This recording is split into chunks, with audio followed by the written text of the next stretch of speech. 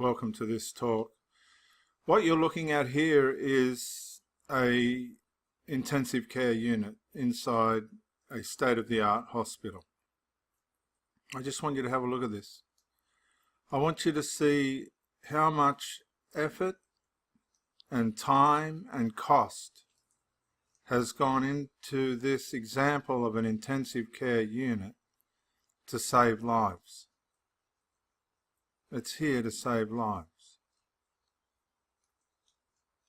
Just have a look.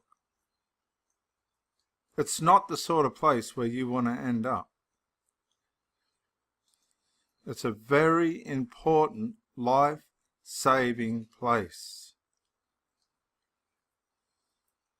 It's a privilege that humanity has been able to get to this point in its intelligence to be able to save life through its compassion for life.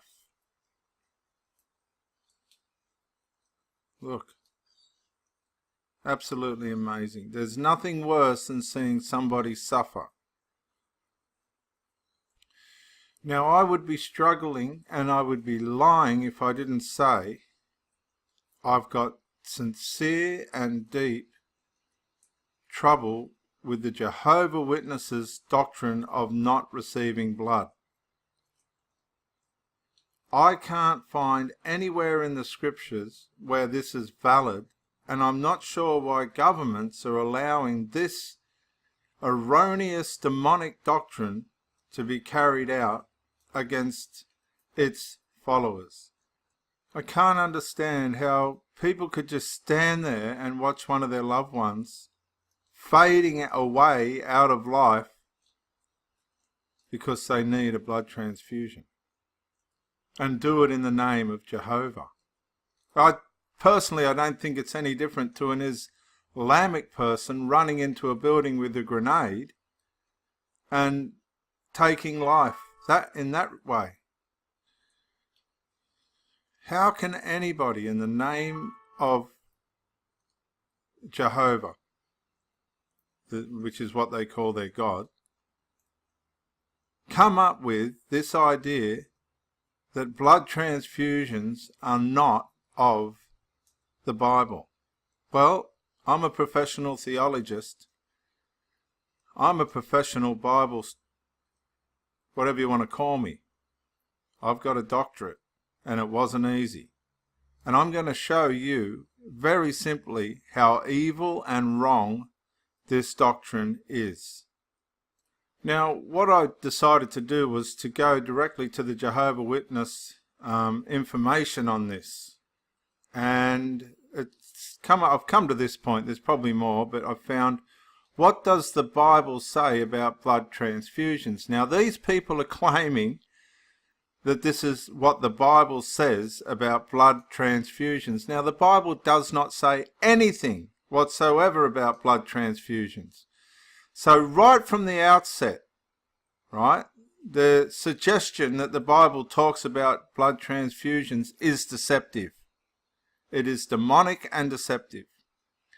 And so this is the Bible's answer according to the Jehovah Witnesses. Just let me set myself up here. The Bible commands that we not ingest blood. Now let me make it clear right from the start. The oral consumption of blood is different to an intravenous injection of blood. Do you get what I'm saying? It's like this. When you smoke goes into your respiratory system, not into your digestive system. When you exhale it, it doesn't come out of your stomach, it comes out of your lungs. So your respiratory system is different to your digestive system. Do you agree with that? Okay. Do you agree that your blood system is different to your digestive system? Do you agree with that? Good, because it is. And I'm not even my sister's a professional nurse, so I learn a lot from her. I've spoken in depth to her about this. But one of the things I can tell you is when I left school, I became a slaughterman at the meatworks, at the abattoirs, and I've slaughtered hundreds of thousands of cattle and sheep in every possible way, shape and form. I've handled all anatomy of the beasts. And there is no way that the blood system and the digestive system have mutual impacts on the consumption of blood or the ingestion of blood and the intravenous transfusion of blood. They're two separate, totally mutually exclusive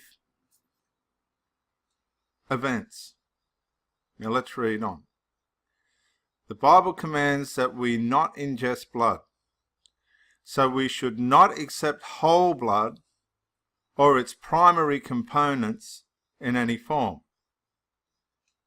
whether offered as food, right? Whether offered as food or as a transfusion. Now they've exaggerated. They've gone into an exaggeration. Now, would you give me the privilege to show you for a minute what I mean by an exaggeration? Give me the privilege. I'm sure you'll enjoy this. Now, forgive me if you're not a Bible student or you're not a religious person or anything like that, but I want to show you how exaggeration works from the Bible, because a lot of Christian people and Jehovah Witness people will be watching this. So please, give yourself and myself the privilege. Now, I want to read where the serpent engages the woman. Here we go. It's from Genesis chapter 3, the temptation and fall of man. Now the serpent was more cunning. Now I want you to take note of this word cunning. Cunning means deliberately deceitful in its highest mastery than any beast of the field which the Lord God had made. And he said to the woman, has God indeed said, you shall not eat of every tree of the garden? Now, he said you shouldn't eat of a particular tree of the garden. He didn't say you shall not eat of every tree of the garden. Can you see that exaggeration? Can you see that? This is what I'm talking about, that slight exaggeration. Now watch this. Once you go entertaining exaggerations, this is what happens. And the woman said to the serpent, we may eat the fruit of the trees of the garden, but of the fruit of the tree which is in the midst of the garden. Now look at this. It's supposed to be the Lord God. Now Satan's popped up and he's gone, where is he? Satan's popped up and he said, has God. Now it's like, say you're John Smith, it's like me saying, has Smith said, rah, rah, rah, rah, rah? Instead of saying the Lord God, he's taken away the Lord's name. And he's just gone, as God said, rah, rah, rah, rah, rah. Now, everywhere, 24 times I think it is, before Satan opens his mouth, the Lord is referenced as the Lord God. So he's undermined the Lord right from the start. And she's followed suit because she's entertaining the exaggeration. Now this is how people bond to deception. Here we go. But of the fruit of the, this is what she said, we may eat of the trees of the garden, but of the fruit which is in the midst of the garden, God has said, you shall not eat it, nor shall you touch it. Now listen to me for a minute. The Lord never said you can't touch it. The Lord never said you can't touch it. He said the day you eat of it, you shall die. Those trees had to be tended equally as much as all the other trees. So here we have Satan saying, or the serpent, whatever you want to call him, he opens with an exaggeration. Shall every tree of the garden not be eaten from? And the woman follows suit. The name of the Lord is a strong tower. The righteous run into it and are safe. Proverbs 18. She's dropped off the Lord as the Satan did. And she's exaggerated it as well. She's gone, you shall not eat it, nor shall you touch it. And that's how exaggeration works. That is how exaggeration works. Now bear with me, please. Now if we come back to the Watchtower's answer, to the Bible's answer of blood transfusions, or shall we ingest blood? I want to read it again. The Bible commands, right? Apparently the Bible commands that we not ingest blood. Now it does do that, and we'll get on to that. So we should not accept whole blood or its primary components in any form, whether offered as food or, here's the exaggeration, look, or as transfusion. Now, how do we know that's an exaggeration? This book was written in AD BC. The things here were BC. There was no blood transfusions till the 16th century. And the Jehovah Witnesses didn't bring it in till the 1940s. Who is allowing this horrible lie? It is not biblical. I'm telling you as an authoritative theologian, this is not a biblical doctrine. It's a deceptive, evil, satanic, cultish lie. And then it directs us to scriptures. Do you want to go on? Let's go on, shall we? Genesis 9:4. God allowed Noah and his family to add animal flesh to their diet after the flood, but commanded them not to eat the blood. Let's have a look. Only flesh with its life, its blood, you must not eat. That's a fair call. So you can't ingest blood. Okay? This command applies to all mankind from that time on, because all are descendants of Noah. Okay, fair enough. Now, we're going into the Israeli Mosaic law here, and let's just see what it says. You must not eat the blood of any sort of flesh, because the soul of every sort of flesh is in its blood. Now, can I just explain the soul? Would you mind if I did that? Bear with me for 1 minute, please. Hebrews chapter 4 and verse 12. For the word of God is living and powerful, sharper than any two-edged sword, piercing even between, or to the division of, soul and spirit, joints and marrow being the physical body.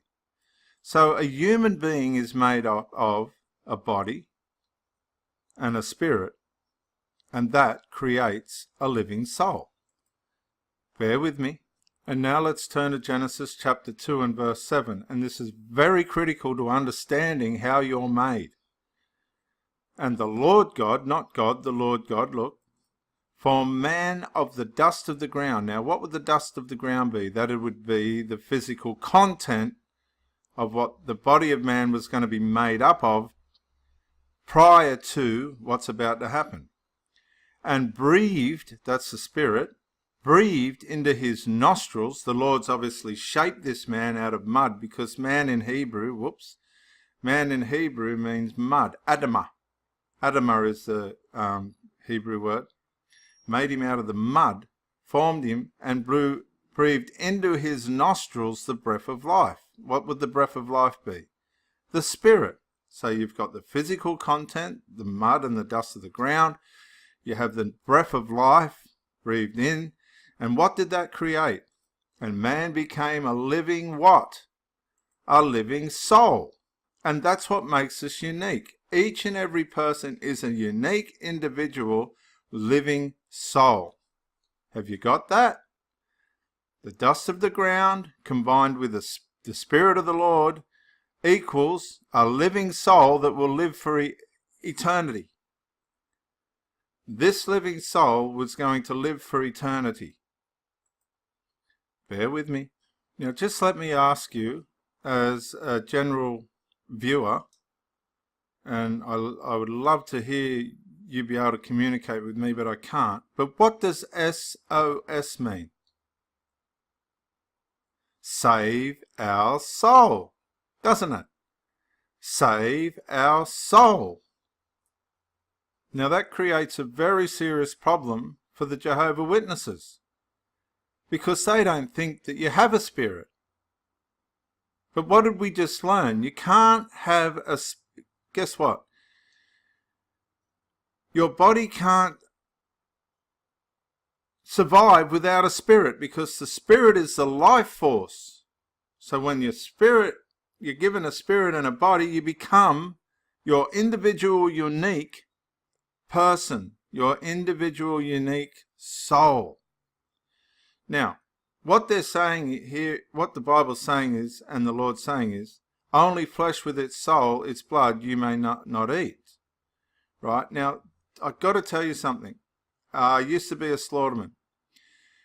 When you cut a cow or a sheep's throat, it begins to bleed out and it's hanging upside down. Just bear with me, I'll see if I can find some pictures. Now bear with me, please. I know this is difficult, and please forgive me if this is too much for you, but I must show you how blood works. The cow comes into here, it gets hit in the forehead by a gun that shoots a bolt in and out of its brain. It falls to the ground.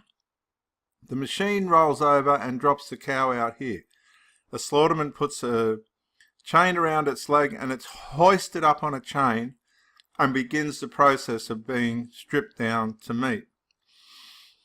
The second process after the cow's had its throat cut is one electrode gets put into its nostril, and the cow's body is strained, electrically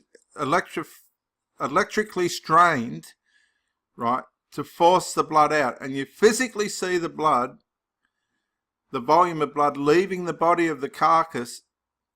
The volume rises when they strain it, because they're making sure all, or as much as possible, of the blood is strained out of the cow's body.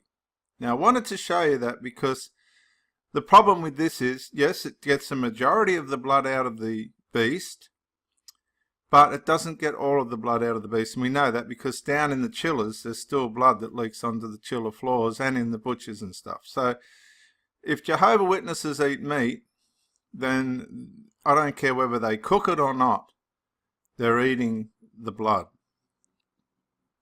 Just out of interest, and I think it's important, here you see a slaughterman cutting the cow's throat.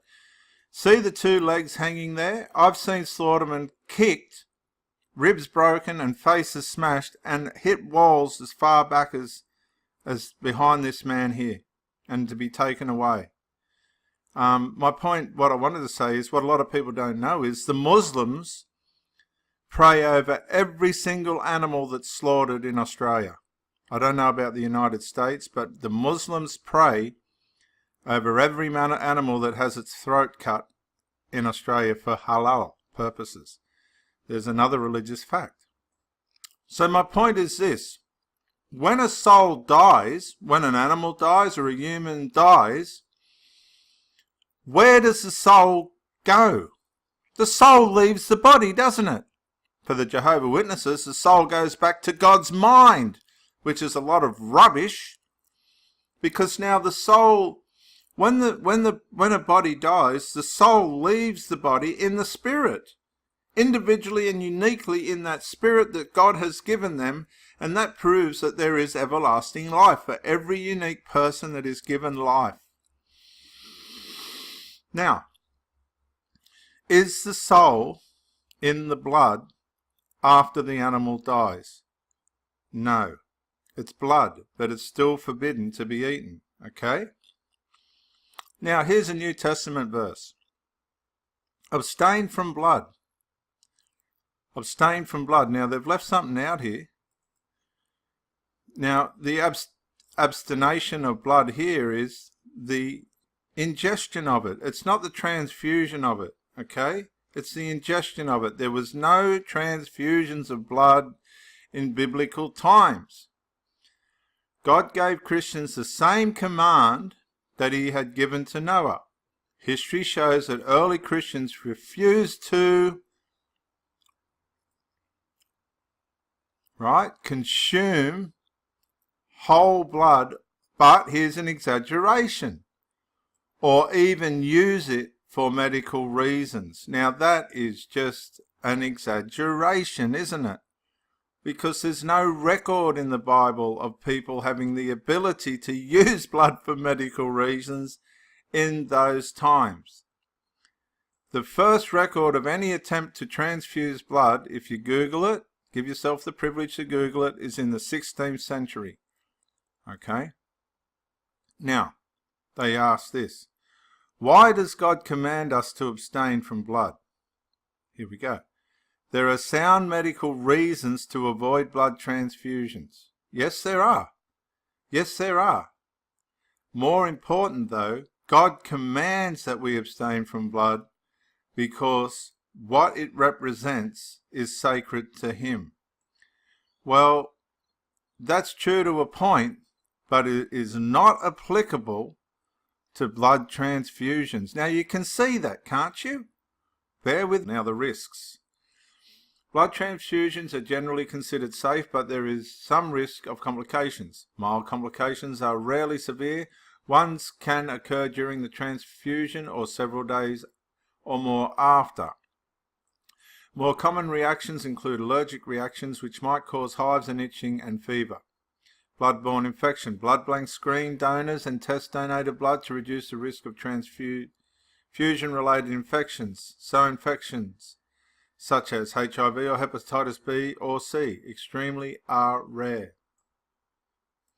Other serious reactions, like let's not hide anything, also rare. These include acute immune hemolytic reaction. Your immune system attacks the transfused red blood cells because the donor blood type is not a good enough match. The attacked cells release a substance into your blood that harms your kidneys, so there's risk of kidney problems. Delayed hemolytic reaction. Sorry if I can't pronounce. I'm not a doctor of medicine. I'm a doctor of the Bible. Similar to an acute immune hemolytic reaction, this reaction occurs more slowly. It can take 1 to 4 weeks to notice a decrease in red blood cell levels. And graft versus host disease. In this condition, transfused white blood cells attack your bone marrow. Doesn't sound good, does it? Usually fatal. It's more likely to affect people with severely weakened immune systems, such as those being treated for leukemia or lymphoma. And it goes on. Let's get back to the biblical aspects of this, please. Now, Paul had just come into where I believe to be Jerusalem. And there's been a big row about people saying Paul's asking them to forsake Moses, which the law can't help you. We're not under law.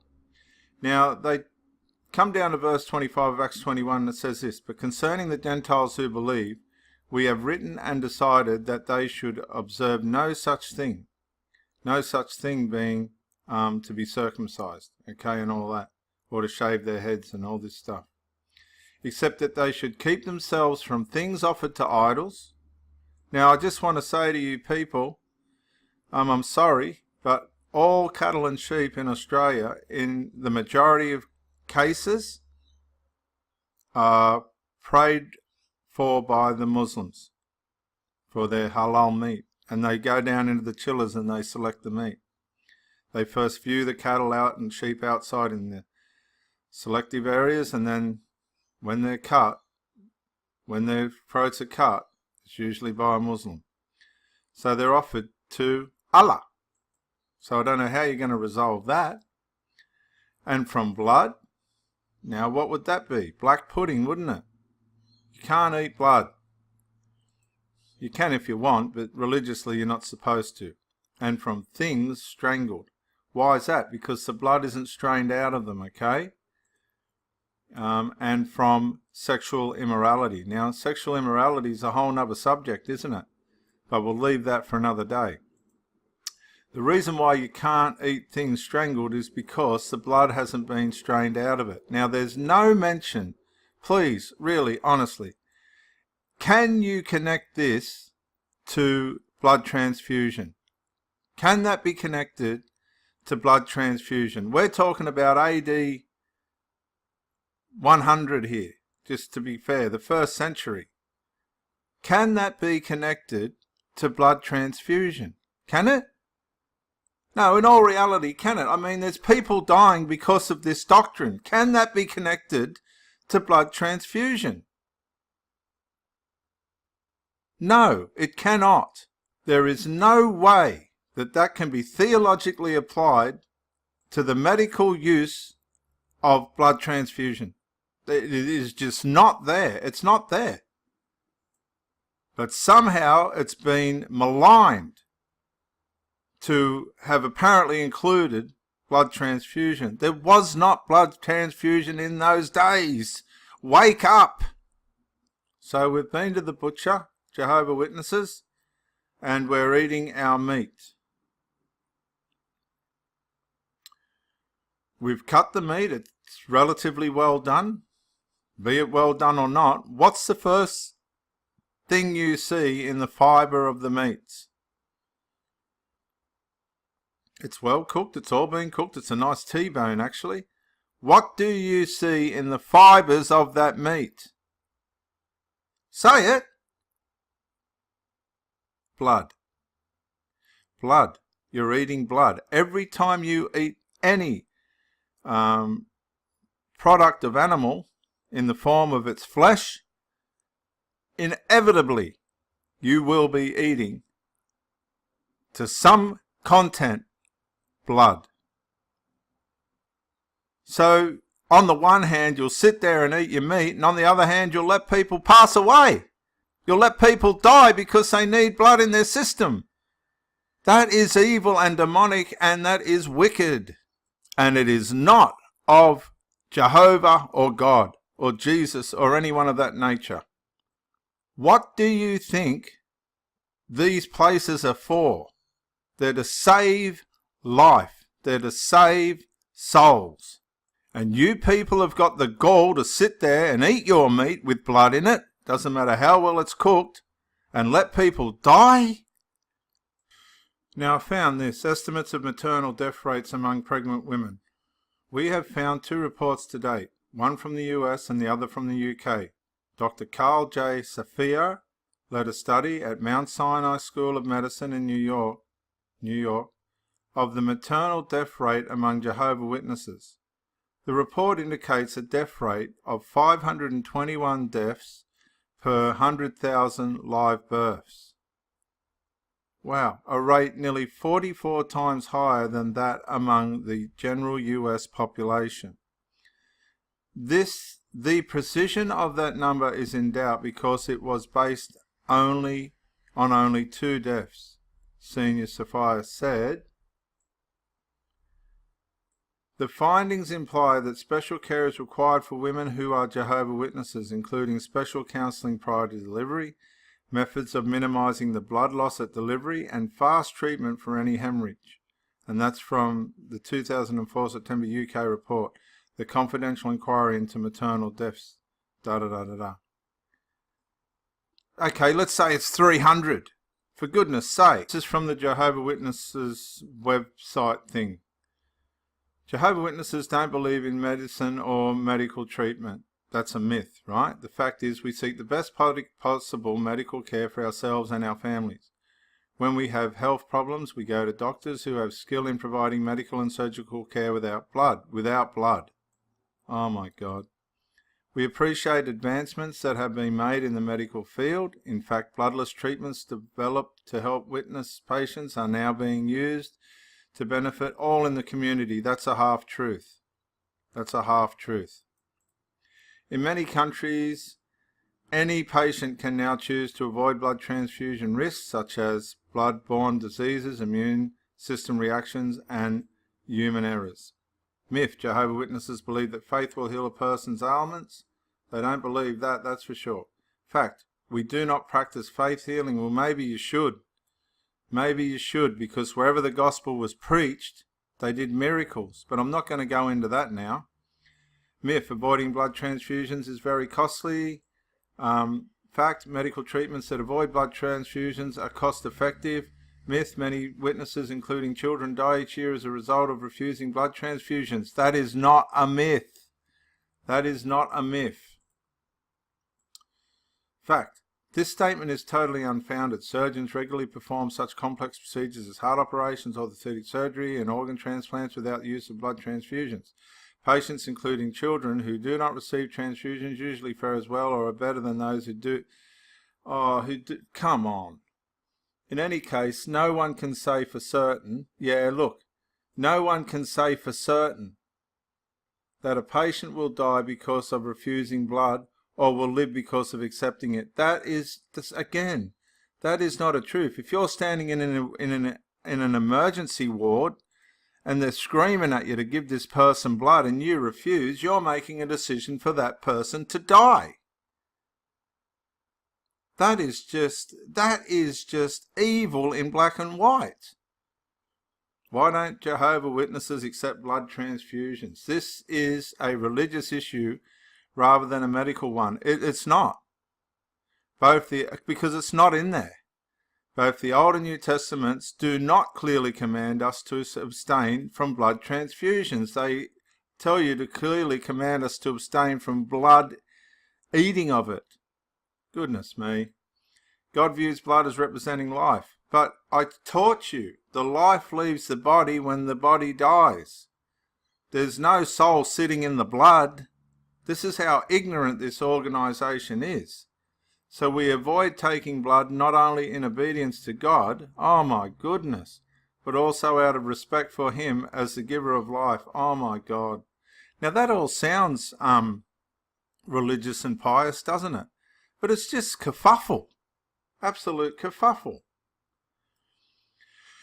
Changing viewpoints. There is some truth in this. At one time, the medical community generally viewed strategies for avoiding transfusion, so-called bloodless medicine, as extreme, even suicidal. Well, this has changed in recent years because of developments with technology. For example, in 2004, an article published in a medical educational journal stated that many of the techniques developed for use in Jehovah Witnesses patients will become standard practice in years to come. No, that's just one opinion. An article in, I'll tell you this, the medical world will go with what's best. And if it's not using blood, great. But that's not going to save the people that have died, is it? It's just not. Okay? In 2010, the bloodless surgery should not be limited to Jehovah Witnesses, but should form an integral part of everyday surgical practice. Thousands of doctors worldwide now use blood conversion techniques to perform complex surgeries without transfusions. Such alternatives to blood transfusions are used even in developing countries and are requested by many patients who are not Jehovah Witnesses. I'd like proof on that, Jehovah Witnesses. So I've gone over time. I only do 5-minute talks, but this has gone on for 35 minutes. The issue of blood transfusions is not in the Bible. It's an evil, demonic. See this picture? That's what's behind the Jehovah Witnesses' words about blood transfusions. Our duty of care is to keep people alive at any cost, not to watch them go down into death because of some untheological belief that's been made. I don't know how the governments can let this continue. In closing, I'd just like to say that the Jehovah Witness doctrine of blood transfusions for being forbidden is not. It is most definitely not in the Bible. Whilst the consumption of blood is. But whether you eat blood or not, I don't honestly think Jehovah could care less.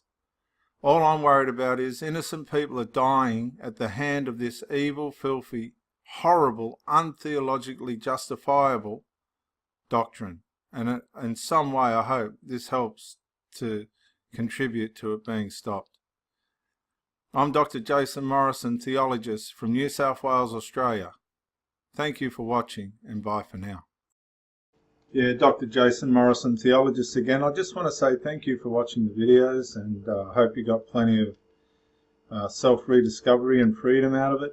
If you watched it on YouTube, please share or like, maybe even comment. If you watched it on Facebook, like, comment, share.